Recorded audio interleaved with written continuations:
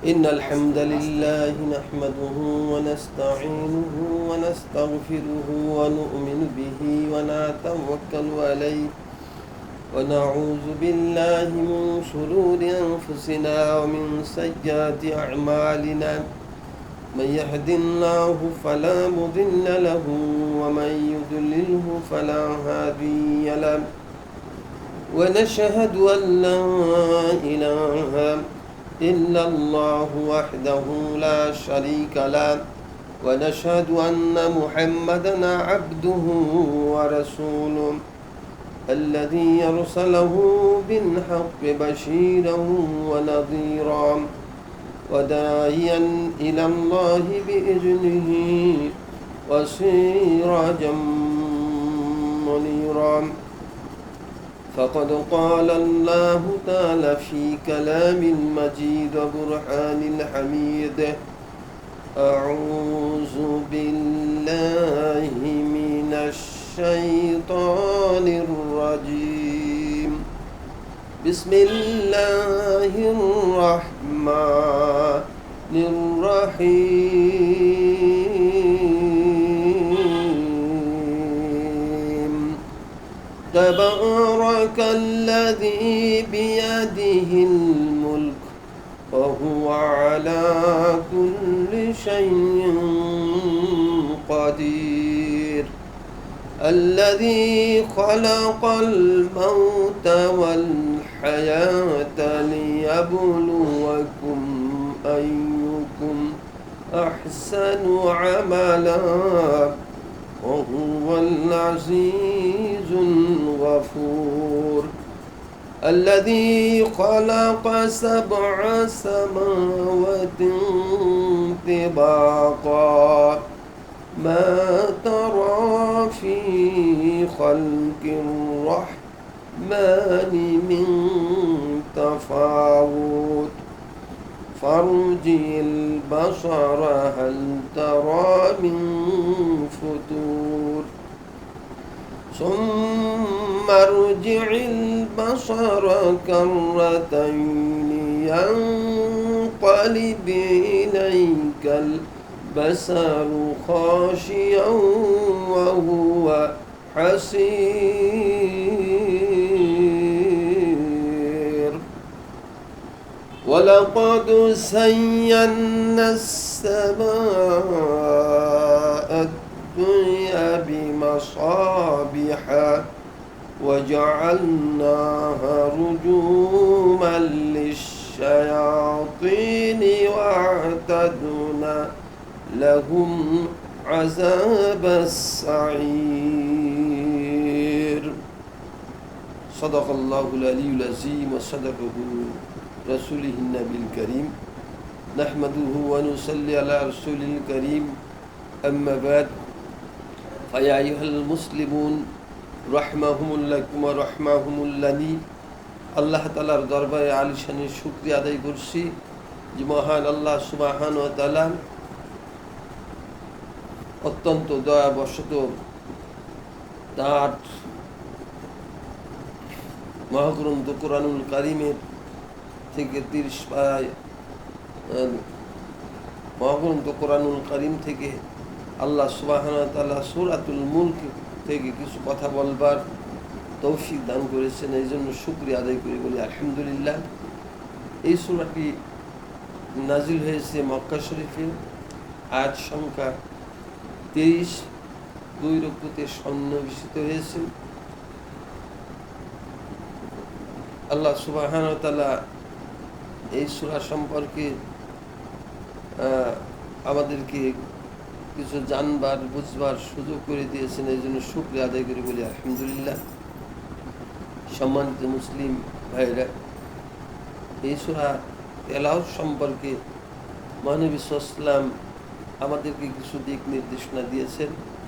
ইমাম আহমদ রাহমাহুল্লাহ আবু হুরায়রা রাদিয়াল্লাহু হতে বর্ণনা করেন যে আবু হুরায়রা রাদিয়াল্লাহু বলেন রাসূলুল্লাহ সাল্লাল্লাহু আলাইহি ওয়াসাল্লাম বলেছেন কোরআন মাজিদের 30 আয়াত বিশিষ্ট এমন একটি সূরা আছে যা পাঠকারীর জন্য সুপারিশ করবে, ফলে তাদের ক্ষমা করে দেওয়া হবে। সুবহানাল্লাহ। সেই সূরাটি হলো সূরাতুল মুলক। ইমাম তিরমিজির মতে হাদিসটি হাসান। ইবনে আসাকির রাদিয়াল্লাহু আনাস ইবনে মালিক রাদিয়াল্লাহু বর্ণনা করেন যে রাসূলুল্লাহ সাল্লাল্লাহু আলাইহি ওয়াসাল্লাম বলেন, তোমাদের পূর্বকার যুগের এক ব্যক্তি মারা গেল, তাহার তাবারাকাল্লাযী সূরা কণ্ঠস্থ ছিল। তাকে কবরে দাফন করার পর ফেরেশতা আসলে সেই সূরাটি আসিয়া ঝাঁপিয়া পড়িল। ফেরেশতা বললেন, তুমি যেহেতু আল্লাহর কিতাবের একটি অংশ, আমি তোমাকে পেরেশান করতে চাই না, এবং আমি তোমারও আমার কোনো প্রকার লাভ ক্ষতির মালিক নই। তুমি যদি এই ব্যক্তির নাজাত চাও, তাহলে আল্লাহর নিকট যা সুপারিশ করো। তখন সেই সূরাটি আল্লাহর নিকট যাইবে আর বলবে, অমুক ব্যক্তি তোমার কিতাব হতে আমাকে শিখিয়েছে এবং আমাকে তেলাওয়াত করেছে। আমি তার অন্তরে থাকাকালীন তুমি কি তাকে আগুন দিয়ে জ্বালাইবে এবং তাকে শাস্তি দিবে? যদি তুমি তা করিতে চাও, তবে তোমার কিতাব হতে আমাকে মিটাইয়া দাও। তখন আল্লাহ তাআলা বলবেন, তুমি কি রাগান্বিত হয়েছো? সূরাটি বলিবে, আমার জন্য রাগ করার অধিকার আছে। আল্লাহ বলবেন, যাও, তোমার সুপারিশ গ্রহণ করলাম। সেই সূরাটি আসিয়া কবরে সেই ফেরেশতাকে হাঁকায়া বাহির করিয়া দেবেন। সুবহানাল্লাহ। অথবা সেই মৃত ব্যক্তির মুখে আসিয়া বলিবে, ধন্যবাদ তোমার, তুমি আমাকে তেলাওয়াত করেছিলে। ধন্যবাদ বক্ষের যে আমাকে সংরক্ষণ করিয়া রাখেছে। ধন্যবাদ এই যুগল পদের যে আমাকে নিয়ে দাঁড়ায়ছিল। এইভাবে সেই সূরাটি মৃত ব্যক্তিকে কবরের পেরেশান মুক্ত করবে। রাসূলুল্লাহ সাল্লাল্লাহু আলাইহি ওয়াসাল্লাম যখন হাদিসটি বর্ণনা করেন, তখন ছোট বড়, গোলাম ও আজাদ সকলে এই সূরাটিকে কণ্ঠস্থ করিয়াছিলেন। তাই এই সূরাকে নাজাত দানকারী নামকরণ করেন। ইবনে কাসির বলেন, আমি বলি এই হাদিসটি অত্যন্ত গরীব। তাবারানী ও জিয়া মাকদেসি রাদিয়াল্লাহু আনাস রাদিয়াল্লাহু বর্ণনা করেন যে আনাস রাদিয়াল্লাহু বলেন, রাসূলুল্লাহ সাল্লাল্লাহু আলাইহি ওয়াসাল্লাম, কোরআনে এমন একটি সূরা আছে যা আল্লাহর সাথে ঝগড়া করিয়া তাহার পাঠকারীকে জান্নাতে পৌঁছায় দেবে। সুবহানাল্লাহ। উহা হইল সূরা মুলক। ইমাম তিরমিজি রাহমাহুল্লাহ ইবনে আব্বাস রাদিয়াল্লাহু বর্ণনা করেন যে ইবনে আব্বাস রাদিয়াল্লাহু তাআলা বলেন, জনক ও সাহাবী কোন এক বনে তাও ফেলে। পরক্ষণে সে টের পাইল যে উহা একটি মানুষের কবর, এবং কবরের মধ্যে লোকটি সূরা মুলক পাঠ করিতে সে সূরাটি সমাপ্ত করে ফেলে। ফিরে আসিয়া সেই সাহাবী রাসূলুল্লাহ সাল্লাল্লাহু আলাইহি ওয়াসাল্লামকে ঘটনাটি অবহিত করিলে তিনি বললেন, সূরাটি প্রতিরোধকারী ও মুক্তিদানকারী। উহা পাঠকারীকে কবরের আযাব হইতে মুক্তিদান করে। হযরত জাবির রাদিয়াল্লাহু বর্ণনা করেন যে তিনি বলেন, রাসূলুল্লাহ সাল্লাল্লাহু আলাইহি সাল্লাম আলিফ লাম মিম তানজিল ও তাবারাকাল্লাযী না পড়িয়া কখনো ঘুমাইতেন না। লাইস রাদিয়াল্লাহু তাউস রাদিয়াল্লাহু বর্ণনা করেন যে এই দুইটি সূরার ফজিলত কোরআনের অন্যান্য সূরার তুলনায় 70 গুণ বেশি। তাবারানী রাদিয়াল্লাহু বর্ণনা করেন যে ইবনে আব্বাস রাদিয়াল্লাহু বলেন, রাসূলুল্লাহ সাল্লাল্লাহু আলাইহি ওয়াসাল্লাম বলেছেন, আমি চাই যে এই সূরাটি অর্থাৎ সূরা মুলক আমার প্রত্যেক উম্মতের অন্তরে কাছে থাকুক। আব্দুল্লাহ ইবনে হুমায়দ রাদিয়াল্লাহু ইবনে আব্বাস রাদিয়াল্লাহু করেন যে ইবনে আব্বাস রাদিয়াল্লাহু এক ব্যক্তি বললেন, আমি কি তোমাকে এমন একটি হাদিস শোনাইব যা শুনিয়া তুমি খুশি হইবে? পুত্র সে বলল, হ্যাঁ শুনান। ইবনে আব্বাস রাদিয়াল্লাহু বললেন, তুমি নিজে সূরা মুলক পড়ো এবং পরিবারের সকলকে ও প্রতিবেশীকে উহা শিক্ষা দাও, কারণ উহা মুক্তিদানকারী ও ঝগড়াকারী। কিয়ামতের দিন আল্লাহর সহিত ঝগড়া করিয়া উহার পাঠকারীকে সে জাহান্নামের আযাব হতে রক্ষা করবে এবং কবরের আযাব হতে বাঁচায় রাখিবে। সুবহানাল্লাহ।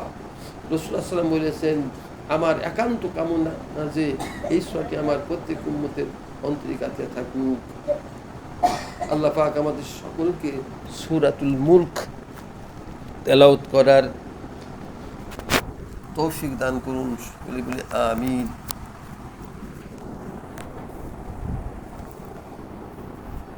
সম্মানিত মুসলিম ভাইরা, আমরা সূরাতুল মুলক থেকে গুরুত্বপূর্ণ কিছু কথা শোনার চেষ্টা করব। আল্লাহ সুবহানাহু ওয়া তাআলা ইরশাদ করছেন, أعوذ بالله من الشيطان الرجيم بسم الله الرحمن الرحيم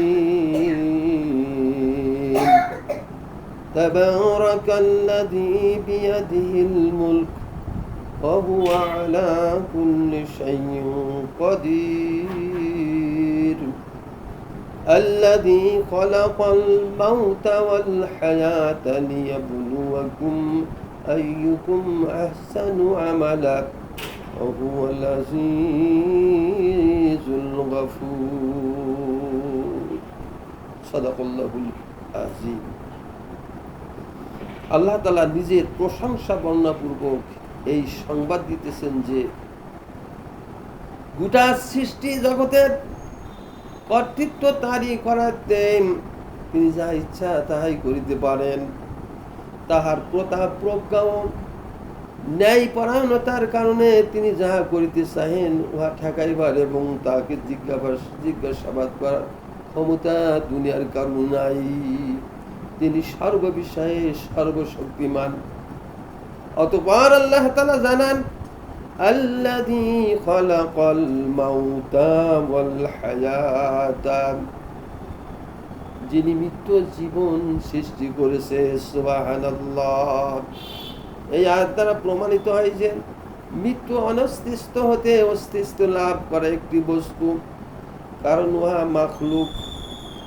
আয়াতটির অর্থ হল আল্লাহ তাআলা সৃষ্টি জগৎকে অনস্তিত্ব হতে অস্তিত্বে আনিয়েছেন। কেন এনেছেন? লিয়াবলুয়াকুম আইয়ুকুম আহসানু আমালা। আল্লাহ তাআলা সৃষ্টি জগৎকে এই জন্য অনস্তিত্ব হতে অস্তিত্ব দান করেছেন যে তিনি পরীক্ষা করিবেন কাহার আমল বেশি উত্তম। সুবহানাল্লাহ। যেমন অন্য এক আয়াত আল্লাহ বলেন কাইফা তাকফুরুনা বিল্লাহি ওয়া কুনতুম আমওয়াতান ফাহিয়াকুম, তোমরা কিভাবে আল্লাহর সহিত কুফরি করো অথচ তোমরা ছিলে মৃত, অতঃপর তিনি তোমাদেরকে জীবন দান করেছেন। এই আয়াতে আল্লাহ তাআলা প্রাথমিক অবস্থা তথা অনস্তিত্বকে মৃত্যু এবং অস্তিত্ব দানকে জীবন নামে আখ্যায়িত করেছেন। ইবনে আবু হাতিম রাদিয়াল্লাহু তাআলা কাতাদা রাদিয়াল্লাহু তাআলা বর্ণনা করেন যে কাতাদা রাদিয়াল্লাহু আল্লাযী খালাকাল মাউতা ওয়াল হায়াতা, এই আয়াতের ব্যাখ্যায় বলেন রাসূল সাল্লাল্লাহু আলাইহি ওয়াসাল্লাম বলিতেন আল্লাহ তাআলা বনি আদমকে এক সময় মৃত অবস্থায় রাখিয়াছিলেন, অতঃপর পার্থিব জগৎকে জীবন বসবাস করিবার এবং আখিরাতকে প্রতিদান ও চিরকাল অবস্থান করিবার স্থান বানাইছেন। এই আয়াতে আল্লাহ তাআলা লিয়াবলুয়াকুম আইয়ুকুম আহসানু আমালা, অর্থাৎ তিনি পরীক্ষা করবেন যে তোমাদের মধ্যে কাহার আমল ভালো। আল্লাহ রাব্বুল আলামিন কোরআনে কারীম অন্য আয়াতে বলেন ওয়ামা খালাকাতুল জিন্না ওয়াল ইনসা ইল্লা লিয়াবুদুন, আমি মানুষ এবং জিন জাতিকে সৃষ্টি করেছি কেবলমাত্র আমার ইবাদত করার জন্য।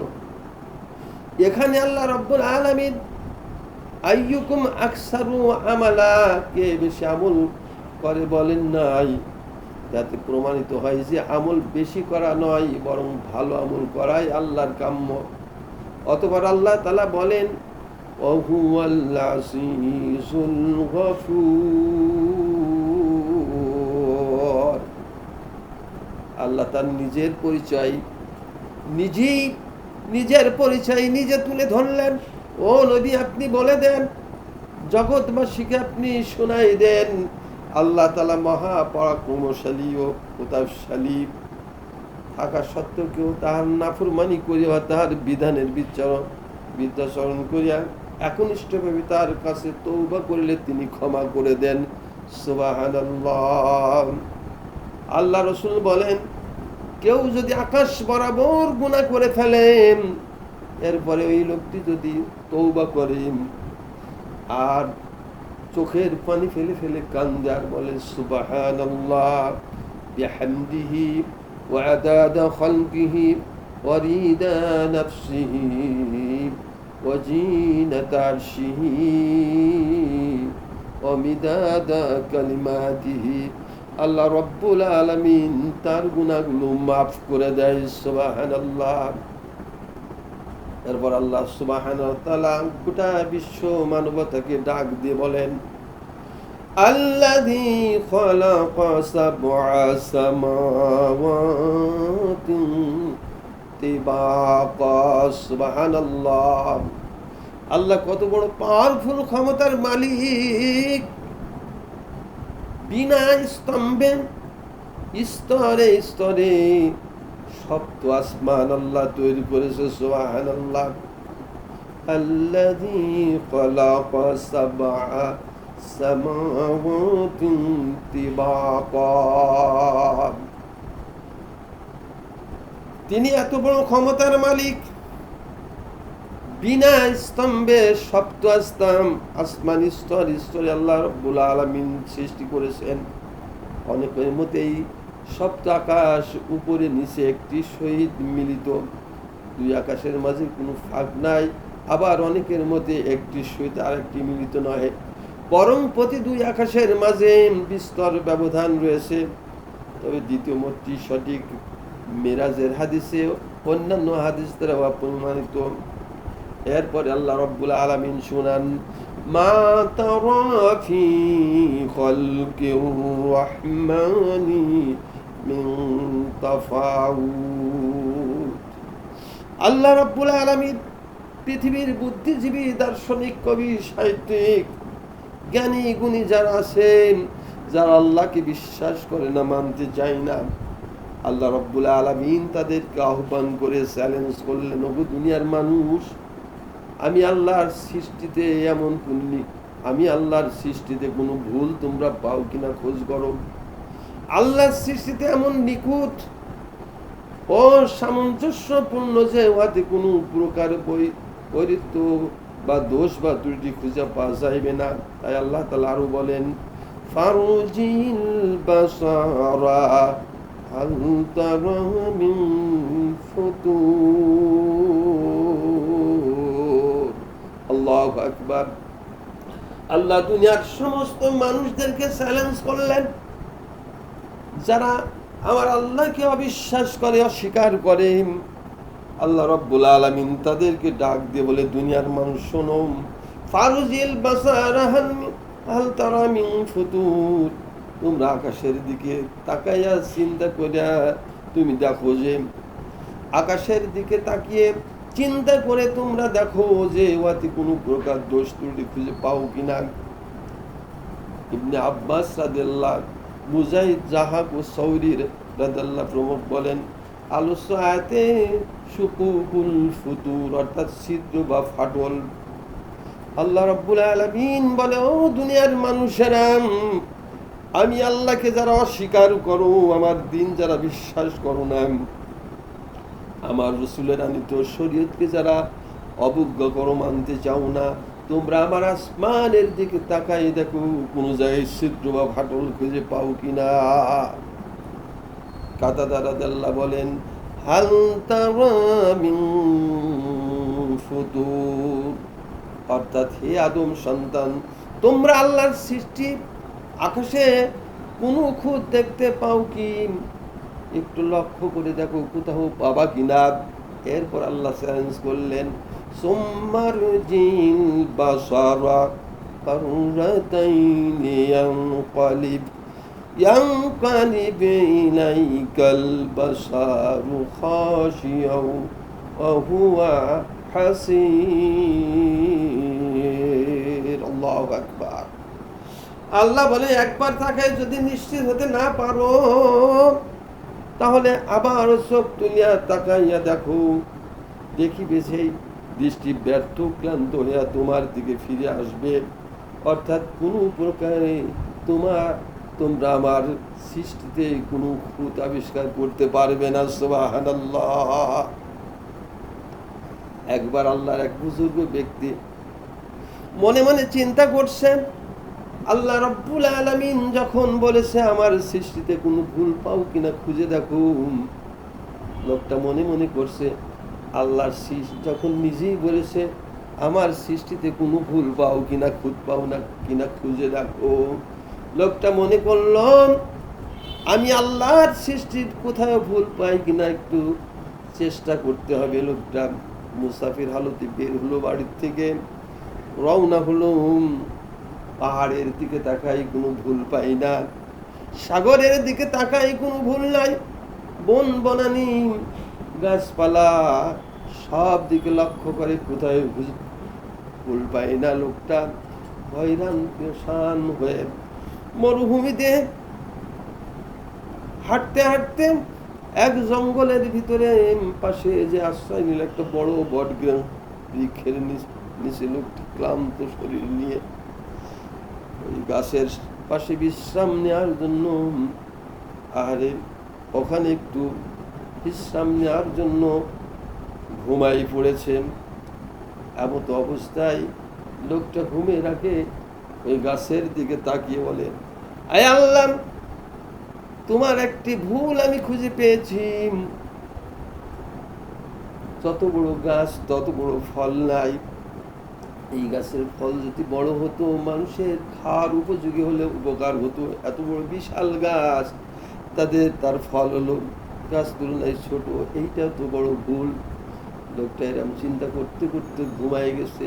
আমার আল্লাহ রাব্বুল আলামিন আল্লাহর এই গোলামের ভুল ভাঙানোর জন্য ফেরেশতা পাঠিয়ে দিয়ে, ফেরেশতা যাও এই গাছের একটা ফল ওর বুকের উপর ফেলে দাও, দুই পায়ের মাঝখানে একটা ফেলে দাও, আর একটা ফল নাকের উপরে লাগিয়ে দাও। লোকটা ঘুমায় আছে, ওর বুকের উপরে কয়েকটা ফল পড়েছে, দুই পায়ের মাঝে কয়টা ফল পড়েছে, নাকের উপরে একটা ফল যখন পড়েছে, লোকটা সম্পূর্ণ ফিরে গেছে। চিন্তা করে হায় হায়, আমি কি ভুল করেছি? আল্লাহ ভুল করেন নাই। আমার কথা মতো এই ফল যদি বড় হতো আজকে আমার জীবন শেষ হয়ে যেত। আল্লাহ রাব্বুল আলামিন জানেন পথিকরা বট বৃক্ষের নিচে সে বিশ্রাম করবে, এই জন্যই এর ফলটা করেছে ছোট। জোরে বলুন সুবহানাল্লাহ। আমার ভাইরা, আল্লাহ রাব্বুল আলামিন তাই তো বলছেন, সুম্মারজিন বাসারা কাররাতাইনি ইয়ানকালিব ইলাইকাল বাসারু খাশিয়ান ওয়া হুয়া হাসির। সুবহানাল্লাহ। কাতাদা রাদিয়াল্লাহু বলেন, কাররাতাইন অর্থ মাররাতাইন অর্থাৎ দ্বিতীয়বার। ইবনে আব্বাস বলেন কাররাতাইন অর্থ জালিলা অর্থাৎ অপদস্থ। ইবনে আব্বাস রাদিয়াল্লাহু মতে হাসির অর্থ কালিল অর্থাৎ ক্লান্ত। মোট কথা আয়াতের অর্থ এই দাঁড়ায় যে যতবারই তোমরা আকাশের দিকে তাকাও, চিন্তা গবেষণা করো, কোনো প্রকার খুঁত ও ত্রুটি বাহির করিতে পারিবে না, তোমাদের দৃষ্টি ব্যর্থই হয়ে যাবে। সুবহানাল্লাহ। এরপর আল্লাহ রাব্বুল আলামিন স্বীয় সৃষ্টি নৌপন্য শোভার সৌন্দর্যের বর্ণনা দিয়ে বলতেছেন, ওয়ালাকাদ যায়্যানাস সামাআদ দুনিয়া বিমাসাবিহা। আল্লাহু আকবার। আমি নিকটবর্তী আকাশকে প্রদীপমালা তথা নক্ষত্র রাজিরা সুশোভিত করেছি। এই নক্ষত্র সময়ের কতিপয় এমন আছে যেইগুলি এক স্থান হইতে অন্য স্থানে বিচরণ করিয়া বেড়ায়। সুবহানাল্লাহ। আবার কতিপয় এমন নক্ষত্র আছে যেইগুলি সর্বদা এক স্থানে স্থির বসিয়া থাকে। ওয়াজআলনাহা রুজুমান লিশ-শায়াতিন।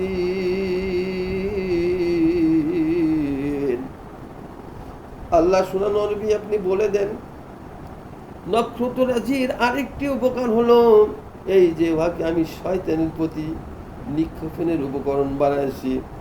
অর্থাৎ নক্ষত্র হতে স্ফুলিঙ্গ নির্গত হয়, শয়তানের গায়ে নিক্ষিপ্ত হয়। এই তো গেল শয়তানদের জন্য দুনিয়ার অপমান। ওয়া'তাদুনা লাহুম আযাবাস সাঈর, আখিরাতে আমি ওদের জন্য প্রস্তুত করে রাখিয়াছি জ্বলন্ত অগ্নির শাস্তি। যেমন সূরা সাফফাতের শুরুর দিকে আল্লাহ তাআলা বলেন, ইন্না যায়্যানাস সামাদ দুনিয়া বিজিনাতিল কাওয়াকিব ওয়া হিফজাম মিন কুল্লি শাইতানিম মারিদ লা ইয়াসমাউনা ইলাল মালাইল আ'লা ওয়া ইউখযাফুনা মিন কুল্লি জানিব دحورا ولهم عذاب واصب إلا من خطف الخطفة فأتبعه شهاب ثاقب الله أكبر।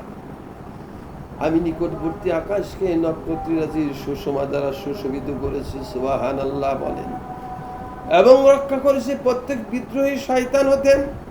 ফলে উহারা ঊর্ধ্ব জগতের কিছু শ্রবণ করতে পারে না এবং উহাদিগের প্রতি নিক্ষিপ্ত হয় সকল দিক হতে বিতাড়নের জন্য উপকরণ, এবং উহাদের জন্য আছে অবিরাম শাস্তি। তবে কেউ হঠাৎ শুনিয়া ফেলিলে জ্বলন্ত উল্কাপিণ্ড তার পশ্চাৎপন করে। ইবনে জাবির ও ইবনে আবু হাতিম রাদিয়াল্লাহু বর্ণনা করেন যে কাতাদা বলেন, আকাশের নক্ষত্র রাশিকে আল্লাহ তিনটি উপকারের জন্য সৃষ্টি করেছে। সুবহানাল্লাহ। কয়টি উপকার? তিনটা উপকারের জন্য আল্লাহ আকাশের নক্ষত্র রাশিকে সৃষ্টি করেছেন। এক, আকাশকে সুশোভিত করা। 2 নম্বরে শয়তানের প্রতি নিক্ষেপণের উপকরণ। আর 3 নম্বর দিক নির্ণয়ের নিদর্শন। জোরে বলুন সুবহানাল্লাহ, সুবহানাল্লাহ, আলহামদুলিল্লাহ, লা ইলাহা ইল্লাল্লাহ, লা ইলাহা ইল্লাল্লাহ, মুহাম্মাদুর রাসূলুল্লাহ সাল্লাল্লাহু আলাইহি ওয়াসাল্লাম। আল্লাহ সুবহানাহু ওয়া তাআলা এরপরে শুনান, ওয়ালিল্লাযীনা কাফারু বিরাব্বিহিম আযাবু জাহান্নাম ওয়া বিসাল মাসীর। وإذا ألقوا فيها سمعوا لها شهيقا وهي تفور تكاد تميز من الغيظ كلما ألقي فيها فوج سألهم خزنتها ألم يأتكم نذير قالوا بلى قد جاءنا نذير فكذبنا وقلنا ما نزل الله من شيء إن أنتم إلا في ضلال كبير وقالوا لو كنا نسمع أو نعقل ما كنا في أصحاب السعير فاعترفوا بذنبهم فسحقا لأصحاب السعير। আল্লাহ তাআলা এই আয়াতগুলিতে আমাদেরকে কি শিক্ষা দিচ্ছেন? আল্লাহ রাব্বুল আলামিন শুনান, ওয়ালিল্লাযীনা কাফারু বিরাব্বিহিম আযাবু জাহান্নামা ওয়াবিসাল মাসির।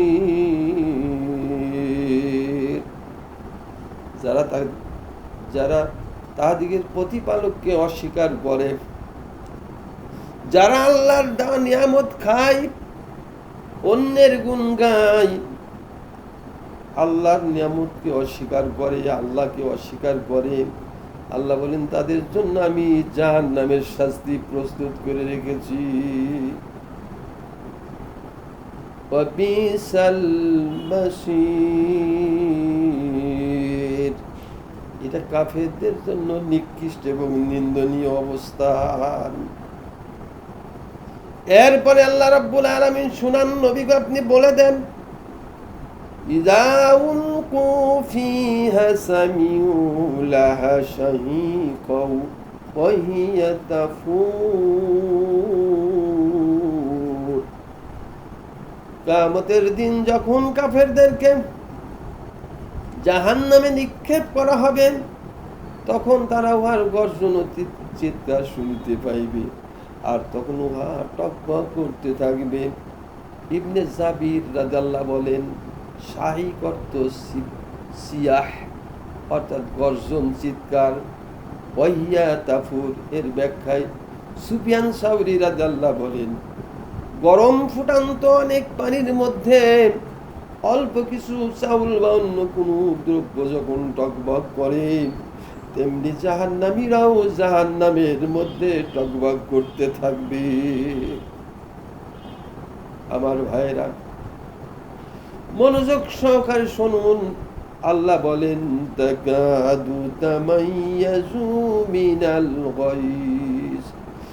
জাহান্নামীদের প্রতি তীব্র রোষে জাহান্নামের এক অংশ অপর অংশ হতে ছিন্ন হইয়া ফাটিয়া পড়িবার উপক্রম হইবে। অতঃপর আল্লাহ তাআলা বলেন, কুল্লামা উলকিয়া ফিহা ফাউজুন সাআলাহুম খাজানাতুহা আলাম ইয়াতিকুম নাযীর ক্বালু বালা ক্বাদ জাআনা নাযীর ফাকাজ্জাবনা ওয়া কুল্লামা নাযালাল্লাহু মিন শাইইন আনতুম ইল্লা ফি দালালিন কাবীর। আল্লাহ তাআলা কারো প্রতি বিন্দুমাত্র জুলুম করেন না এবং দলিল দ্বারা সত্যকে প্রমাণিত না করিয়া মানুষের প্রতি রাসূল না পাঠায়া কাউকে শাস্তি প্রদান করেন না। তাই জাহান্নামীদের কোনো একটি দলকে যখন জাহান্নামে নিক্ষেপ করা হবে, তখন জাহান্নামের রক্ষীরা জিজ্ঞেস করবে যে, তোমাদের নিকট কি কোনো সতর্ককারী আসেছিল না? উত্তরে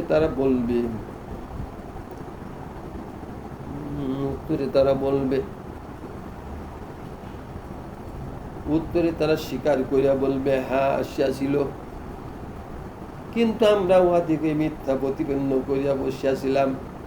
আল্লাহ কোনো কিছুই অবতীর্ণ করেন নাই, তোমরা তো মহা বিভ্রান্তে রইয়াছ। যেমন অন্য আয়াতে আল্লাহ বলেন, ওমা কুন্না মুআজ্জিবিনা হাত্তা নাবআসা রাসূলা। আল্লাহ বলেন, রাসূল প্রেরণের পূর্ব পর্যন্ত আমি কাউকে শাস্তি প্রদান করি না। অথবা জাহান্নামীরা নিজেদের ভুল বুঝিতে পারিয়া অনুতপ্ত হইয়া নিজেদেরকে তিরস্কার করে বলবেন, লাউ কুন্না নাসমাউ আও নাকিলু মা কুন্না ফি আসহাবিস সাঈর। হায়, যদি আমাদের বিবেক থাকতো এবং যদি আমরা আল্লাহর ওহী শ্রবণ করতাম, তাহলে আমরা কুফর করিতাম না আর এখন জাহান্নামে নিক্ষিপ্ত হতাম না। কিন্তু ওদিকের তখনকার তার কোনো কাজে আসবে না। জাহান্নামীদের যখন জাহান্নামে নিক্ষেপ করা হবে, তখন তারা আফসোস করে বলবে, নবীর জামানার মানুষ যারা, তারা বলবে, আমরা যদি নবী রাসূলদের কথা শুনতাম। সাহাবীদের জামানার মানুষ যারা, তারা বলবে, আমরা যদি আল্লাহর রাসূলের সাহাবীদের কথা শুনতাম, পরবর্তীকালে আলিম উলামা পীর মাশায়েখ ইমাম মুয়াজ্জিন দ্বীনের দায়ী যারা যারা ইসলামের কথা বলে, আল্লাহর কথা বলে, কোরআনের কথা মানুষের সমাজে প্রচার করে, আমরা যদি তাদের কথা শুনতাম, তাদের সাথে বিদ্রোহী না করতাম, আমরা কোরআনের বিপক্ষে যদি না যেতাম, ইসলামের বিপক্ষে যদি না চলতাম, আলিম উলামা পীর মাশায়েখ ইমাম মুয়াজ্জিন আমাদেরকে দ্বীনের দাওয়াত দিত, এই দাওয়াত যদি আমরা মেনে নিতাম, তাহলে আজকে আর আমাদের জাহান্নামে আসা লাগতো না। আল্লাহ তাআলা বলেন ফাতারাফু বিজামবিহিম ফাসুহকাল লিআসহাবিস সাঈর। সেই দিন তারা নিজেদের অপরাধ স্বীকার করে বলবে, অভিশাপ জাহান্নামী দিগের জন্য। ইমাম আহমদ রাহিমাহুল্লাহ আবুল বুহতারি রাদিয়াল্লাহু হতে বর্ণনা করেন যে আবুল বুহতারি রাদিয়াল্লাহু বলেন, যিনি রাসূলুল্লাহ সাল্লাল্লাহু আলাইহি ওয়াসাল্লাম হইতে শুনিয়াছেন, তিনি আমাকে বলেন যে রাসূলুল্লাহ সাল্লাল্লাহু আলাইহি ওয়াসাল্লাম বলেছেন, মানুষ স্বেচ্ছায় আল্লাহর বিধান হতে বিরত না হওয়া পর্যন্ত আল্লাহ তাকে ধ্বংস করেন না। সুবহানাল্লাহ। অপর এক হাদিসে আছে রাসূলুল্লাহ সাল্লাল্লাহু আলাইহি ওয়াসাল্লাম বলেছেন, মানুষ যতক্ষণ পর্যন্ত জাহান্নামে প্রবেশ করবে না, ততক্ষণ পর্যন্ত তারা প্রমাণ দ্বারা একথা না বুঝিবে যে জাহান্নামের তুলনায় জান্নাতের তুলনায় জাহান্নামী তাদের জন্য বেশি উপযোগী, অর্থাৎ উপযুক্ত কারণ দর্শাইয়া তবে মানুষকে জাহান্নামে নিক্ষেপ করা হবে।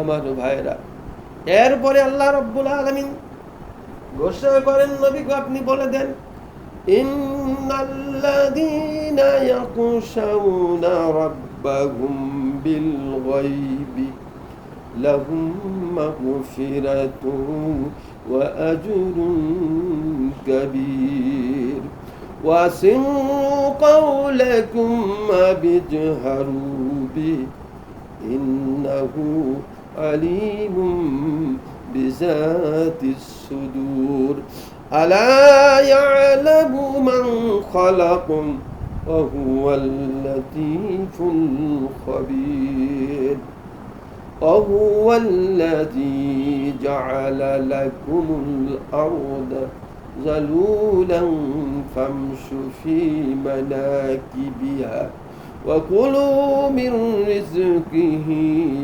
وإليه النشور।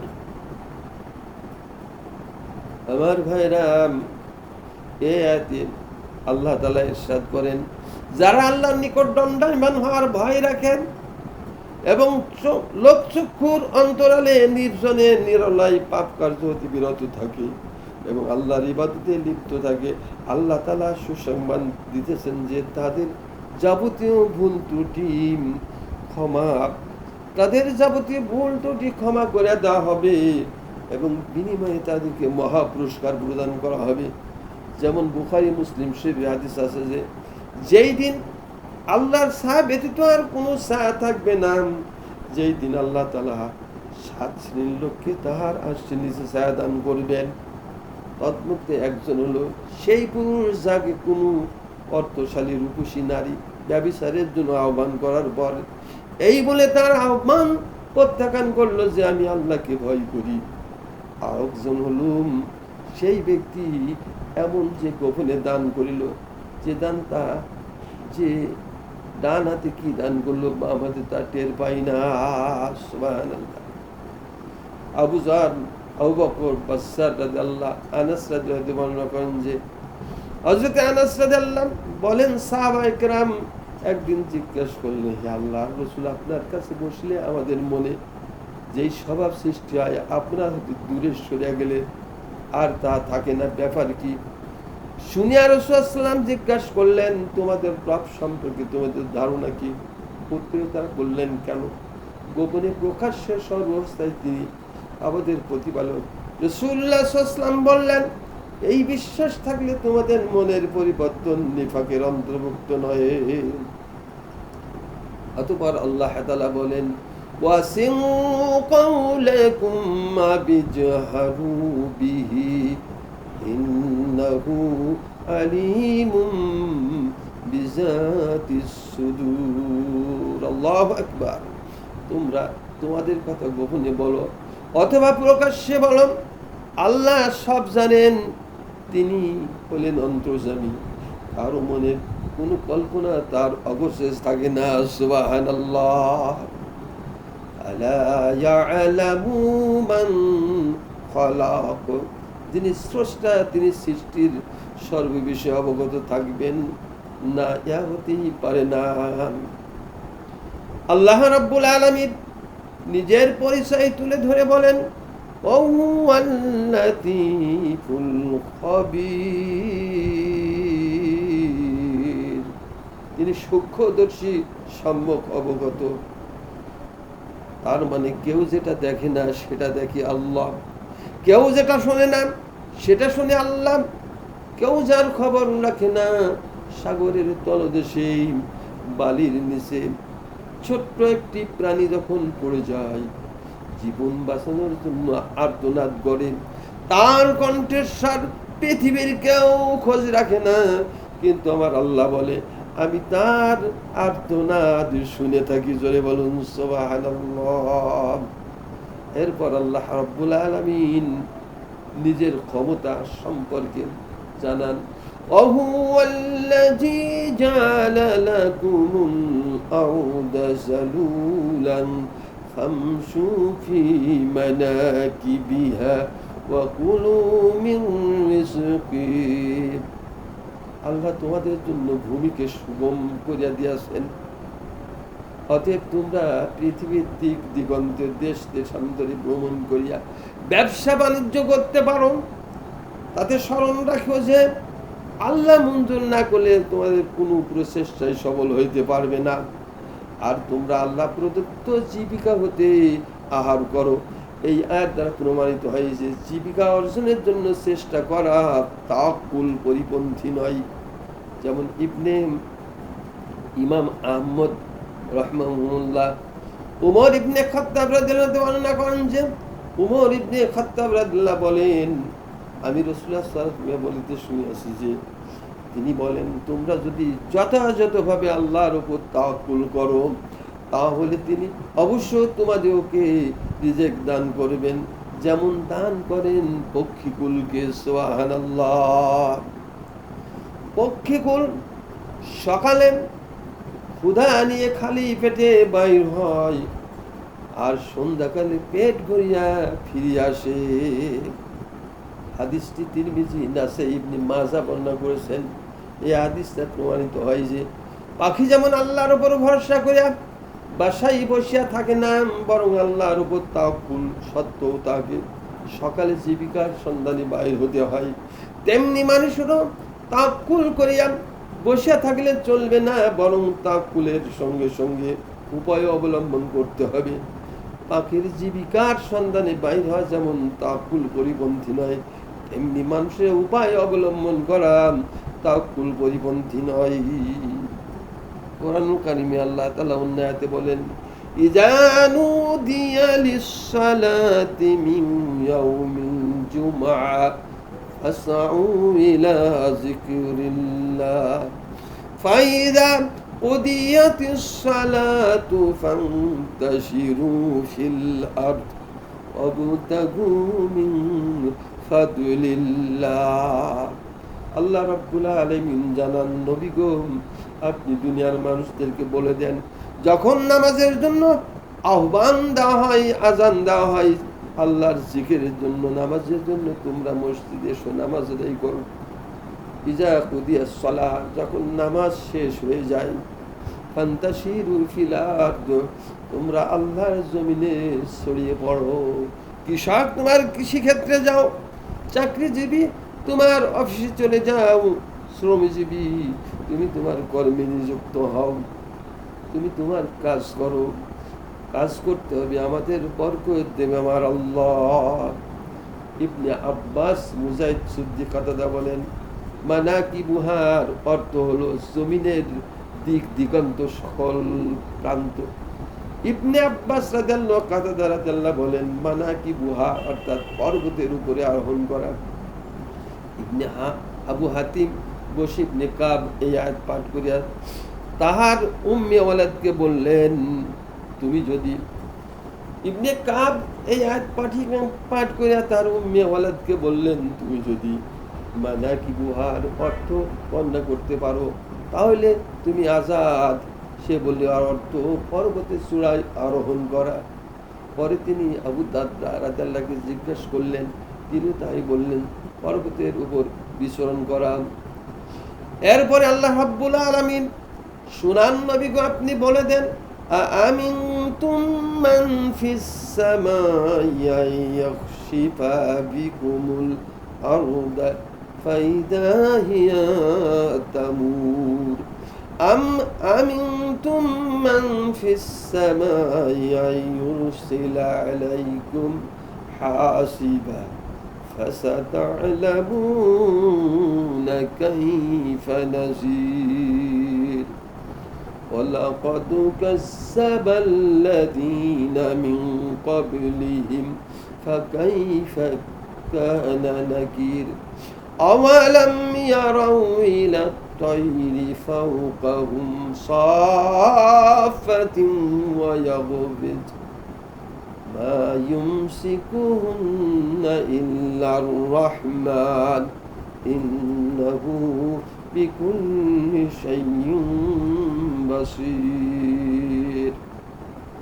আমার ভাইরা, আল্লাহ রব্বুল আলামিন এরপরে জানান সৃষ্টির প্রতি আল্লাহর দয়া অনুগ্রহ যে শিরক ও কুফরির কারণে কাফের মুশরিকদেরকে উপযোগ শাস্তি প্রদান করিবার পূর্ণ ক্ষমতা থাকা সত্ত্বেও আল্লাহ তাআলা ধৈর্য ধারণ করে এবং তাদেরকে সুযোগ প্রদান করেন। যেমন এক আয়াত আল্লাহ তাআলা বলেন, ওয়ালাউ ইউআখিযুল্লাহুন নাসা বিমা কাসাবু মা তারা আলা যাহরিহা মিন দাব্বাতিন ওয়ালাকিন্না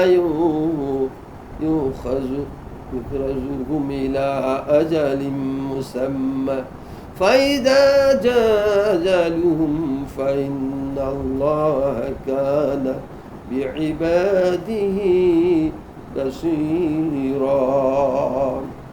আল্লাহ তাআলা যদি মানুষকে তাদের কুকর্মের শাস্তি প্রদান করতেন, আমার ভাইরা খুব খেয়াল করে শুনুন, আল্লাহ সুযোগ দেয়, আল্লাহ ছাড় দেয়, ছেড়ে দেয় কিন্তু ছাড় দেয় না। আল্লাহ তাআলা যদি মানুষকে তাদের কুকর্মের শাস্তি প্রদান করতেন তাহলে ভূপৃষ্ঠে একটি প্রাণী বাঁচা থাকিত না, কিন্তু তিনি তাদেরকে নির্ধারিত মেয়াদ পর্যন্ত সময় দেন। অতঃপর যখন নির্ধারিত সময় আসিয়া পড়িবে তখন আল্লাহ উহার উপযুক্ত ব্যবস্থা গ্রহণ করবেন। আল্লাহ তাআলা বান্দাদের সম্পর্কে সম্যক অবগত। আর এখানে আল্লাহ তাআলা বলছেন, আমিনতুম মান ফিস সামাই ইয়াখশিফা বিকুমুল আরদা ফাইদা হিয়া তামুর। তোমরা কি নিশ্চিত আছো যে আকাশে যিনি রয়েছে তিনি তোমাদিগকে সহ ভূমিকে ধসা দিবেন না, আর উহা আকস্মিকভাবে থরথর করে কাঁপিতে থাকবে। আমিনতুম মান ফিস সামাই আইয়ুরসিলা আলাইকুম হাসিবা। অথবা তোমরা কি নিশ্চিত আছো যে আকাশে যিনি রয়েছে তিনি তোমাদের ওপর কঙ্কর বর্ষী ঝঞ্ঝা প্রেরণ করবেন না, অর্থাৎ তিনি সব করতে সম্পূর্ণ সক্ষম, কিন্তু তবু তিনি অনুগ্রহবশত শাস্তি প্রদানে বিলম্ব করেন। এরপর আল্লাহ তাআলা মানুষকে ধমক দিয়ে শুনান, ফাসাতা'লামুনা কাইফা নাকির। আমার সতর্কবাণী এবং প্রত্যাখ্যান করার পরিণাম কি রূপ ছিল অচিরে তোমরা জানতে পারবে।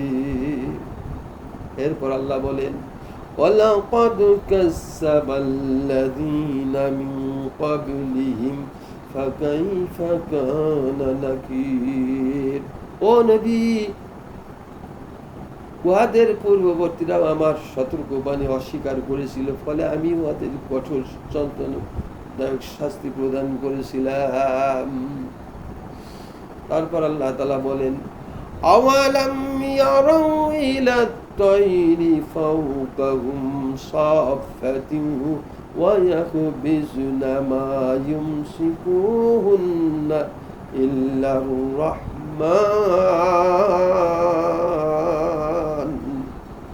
আল্লাহু আকবার। মানুষ কি উহাদের ঊর্ধ্বদেশে পক্ষীগুলোর প্রতি লক্ষ্য করে না? যারা শুনলেন আকাশে কখন ডানা বিস্তার করে, আবার কখনো সংকুচিত করে। আল্লাহ তো ওদেরকে এইভাবে সুনিস্তার করে রাখেন। ইয়াও তো আল্লাহর কুদরত অনুগ্রহের একটি অন্যতম নিদর্শন। সুবহানাল্লাহ। ইন্নাহু বিকুল্লি শাইইন বাসীর। আল্লাহ তাআলা সৃষ্টির সর্ববিষয়ে সম্যক দ্রষ্টা। সুবহানাল্লাহ। আম্মান হাযাল্লাযী হুয়া জুনদুন লাকুম ইয়ানসুরুকুম মিন দুনির রহমান ইনিল কাফিরুনা ইল্লা ফি গুরুর। আমার ভাইরাম, আল্লাহ রব্বুল আলামিন আর শুনান, মুশরিকরা ধারণা করত যে আল্লাহর সঙ্গে তারা যাদের পূজা করিতেছে, বিপদ আপদে তারা তাদেরকে সাহায্য করিত, জীবিকা দান করিতে সক্ষম। তাদেরকে এই অলিক ধারণা খণ্ডন করে আল্লাহ তাআলা বলেন, আম্মান হাযাল্লাযী হুয়া জুনদুল লাকুম ইয়ানসুরুকুম মিন দুনির রহমান।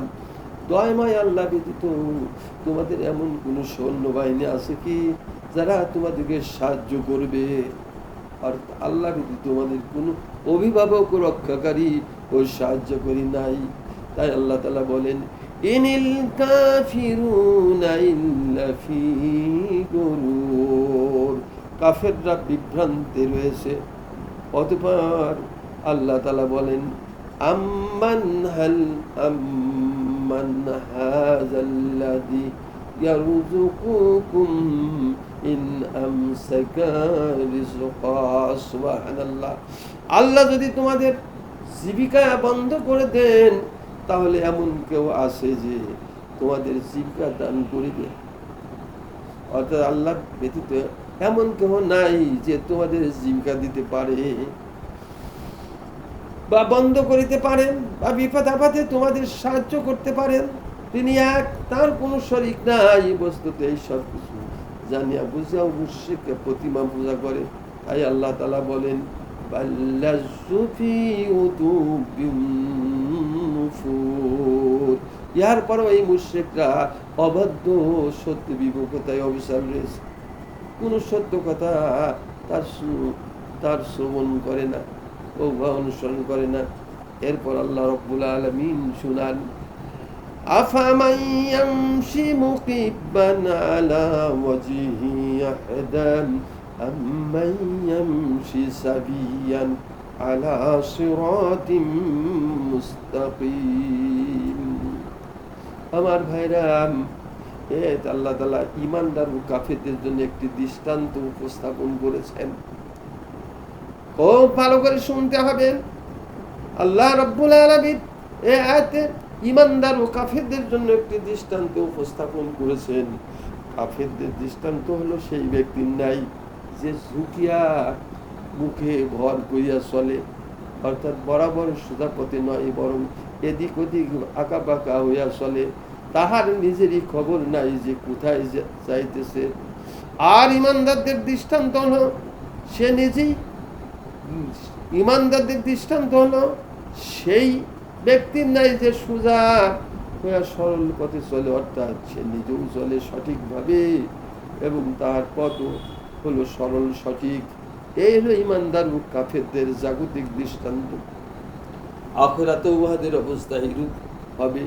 ঈমানদার তো সরল সঠিক পথ ধরিয়া বরাবর জান্নাতে চলে যাবে, আর কাফেররা পুরোয়া মুখের উপর ভর করিয়া জাহান্নামে পৌঁছে যাবে।